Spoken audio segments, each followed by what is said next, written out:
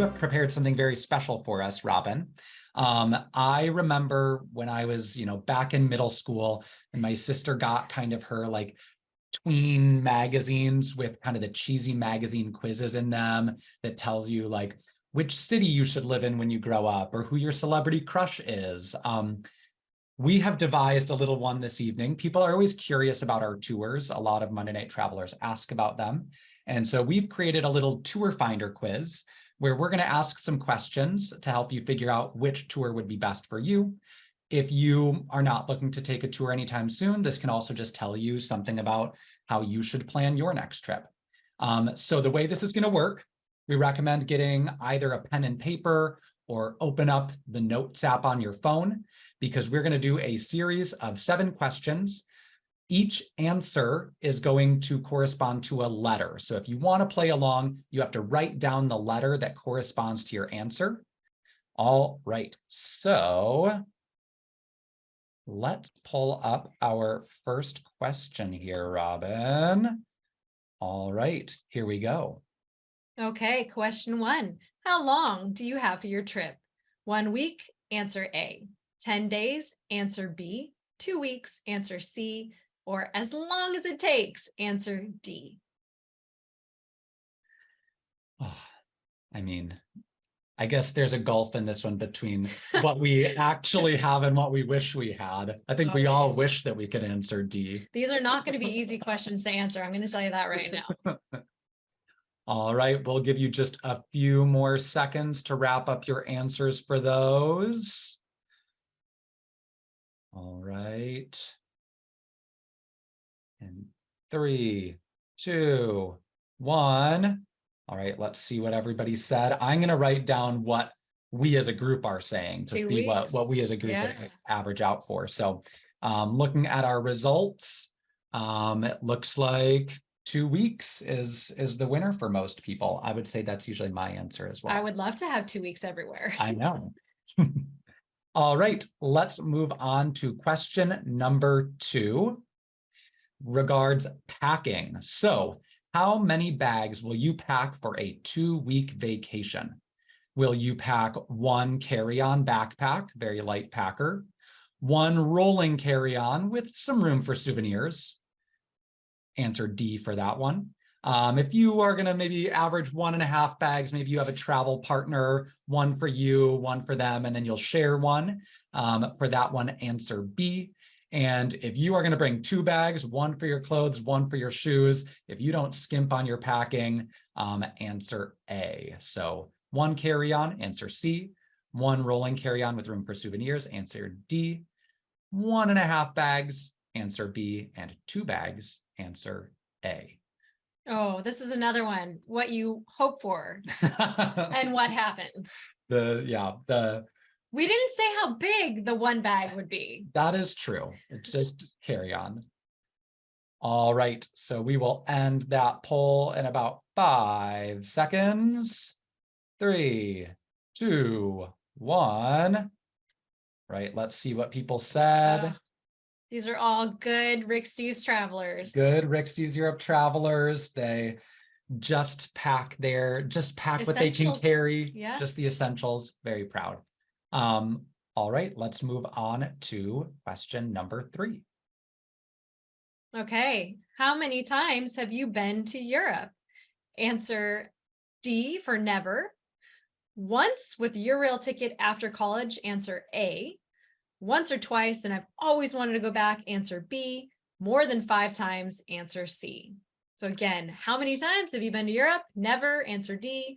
Once with a Eurail ticket after college, answer A. Once or twice, and I've always wanted to go back, answer B. More than 5 times, answer C. What would you answer on this one? I am very fortunate that I think both you and I have been to Europe more than 5 times. But I was also fortunate that did you study abroad in college? I did. Yeah, I did. I studied in Rome. Oh my. Yeah, I know. Beautiful city. All right. Well, let's take a look at what our viewers answered. And it looks like we have a well-traveled bunch with us tonight, more than 5 times on average. And I mean, if we're counting virtual travels, I know Oh, Monday yeah. Night Travelers have been to Europe weekly. All right, let's move on to question number 4, which is what you get excited about when you're preparing for a trip. What are you most excited about? If you're most excited about returning to places that you've been before, answer A. If you're most excited about discovering new destinations, answer D. If you're most excited about experiencing local activities, going to, concerts and sporting events, answer B. And if you're most excited about just getting lost in a city's historic district, answer C. I feel like my answer to this one has changed over time. As I've gotten to know more people in Europe, Yeah. it's definitely tilted more towards returning to places I've been before. It feels like having to choose your favorite gelato, and it's like, ooh, do I want to risk it and try a new flavor, or do I want to go with the standard? That's always how I think about it. That's why you have to get 2 scoops. No, that's why I have the gelato bingo board. Oh. Yeah, you print off a bingo board with all the different gelato flavors, and then you go to different places and you try to get your bingo. I love that. We should publish one of those. You can do it yourself. All right, let's see what everybody said. All right, looks like discovering new destinations. There are plenty to discover. An intrepid, curious bunch with us tonight. All right, moving on to question number 5. Transportation. What is your favorite way to explore a new place? By car, B. Walk, answer C. Train, answer D. Or taxi, answer A. Your favorite way to explore a new place? Car, B. Walk, C. Train, D. Or taxi, A. I think both of us, we would say run. Run, yes. Run. I love running in a new city. You see so much. It is, I mean, you're kind of joking just because, you're joking, we're both runners, so that's why it's funny, but it's true. I always say running on vacation is a huge hassle finding the time for it, but a lot of my most rewarding runs have happened when I'm exploring a new place. Slogan, where there's a river, there's a run. Oh. Anytime you find a river or water in Europe, you're guaranteed to find a run or a walk. And yeah, there's always a path, and you won't get lost. I loved running in York, England, because I could just intentionally get lost, and I could always see the cathedral, so I could always orient myself. Well, these people seem maybe like they're like us. They like to be on foot to explore. Yes, so far and away, people's favorite way to explore is walking.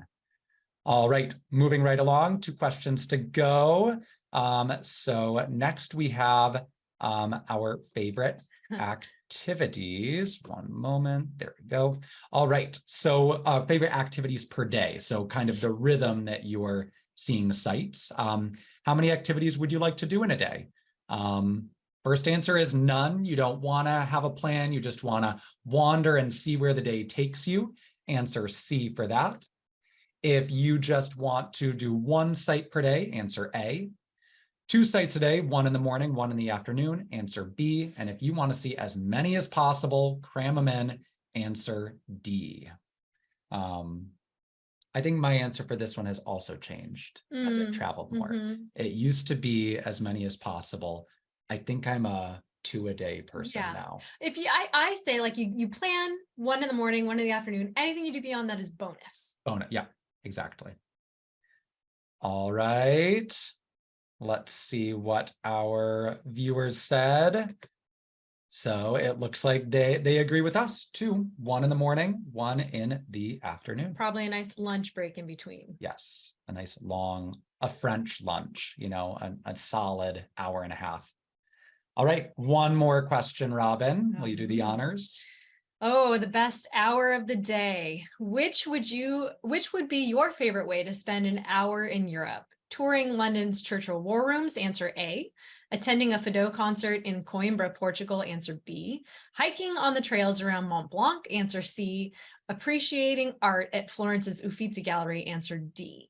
So touring London's Churchill War Rooms, A. Attending a Fado performance in Portugal, B. Hiking, C. And Uffizi Gallery, D. I mean, this is a scenario where I would say cram them all into one day, have a perfect day. That would be a really intense day. They just need to invent teleportation. No, I think I would go for hiking. Really? Okay. Yeah, being out in nature, getting some fresh air, and I don't know. That's maybe what I would choose. All right, well, let's see what our viewers chose. This one was our Oh, closest, but they did agree with you, hiking in Mont Okay. Blanc. These are real explorers, I think. So they are, but Robin, we've encountered a situation where we have a tie between two of the letters. Okay. So we are going to go to a final tie break. If you at home also have a tie, quickly look at the letters that you've written down. There should be 7 of them. Your final answer is going to be whichever letter you have the most of. So if you currently have a tie, we have a tiebreaker for you. And Robin, you already mentioned it. It is going to be a difficult decision, but it is favorite gelato. So if you have a tie, only choose between the options that you're tied between. Okay. So if your favorite would be sweet cream, answer A, salted caramel, answer B, honey lavender, answer C, and Neapolitan, answer D. I did actually have lavender ice cream once. It was in France, and of course, it was incredible. Appropriate. I had olive oil flavored ice cream in Nice once. Ooh. Yeah, at a place that had all kinds of unique flavors. Love that. All right. Well, let's see what everyone said. So it looks like salted caramel was the winner, but we were down to, as a collective group, we were between C and D. So actually for the tiebreaker, we're going to go with C. All right. So now, hopefully everybody, you count up your first 7 letters, whichever one you have the most of. If you had to go to the gelato tiebreak, go with whatever you picked in that. And now, Robin, you're going to briefly tell us what these numbers mean. All right, so here we go. So the results are in. If you answered mostly A, you are a city tour traveler. These are the tours that let you go to one place, unpack, have 1 or 2 things to do each day with plenty of free time to explore the rest of the afternoon. Mostly B, you're a heart of tour. These are going to be a little bit of a deeper dive, more kind of cultural experiences and connections on this tour. Mostly C, you're a my way vacation. You like to be unplanned. You like to have the freedom, not worry about logistics, but have the freedom to do what you want to do for as long as you want. And mostly D, you're a best of tour. These are our signature tours. So these are going to highlight the best things to do or see in a country or in a region, mainly geared to the first time traveler, or someone who hasn't been in a long time. Well, as a group, this doesn't surprise me, given that so many of our viewers have been to Europe so many times. But as a group, it sounds like we're a My Way group. Okay. Want to have the structure, but also have a little bit more freedom to explore on our own. This is perfect then, because they're getting lots of ideas to do on the My Way tours. Exactly.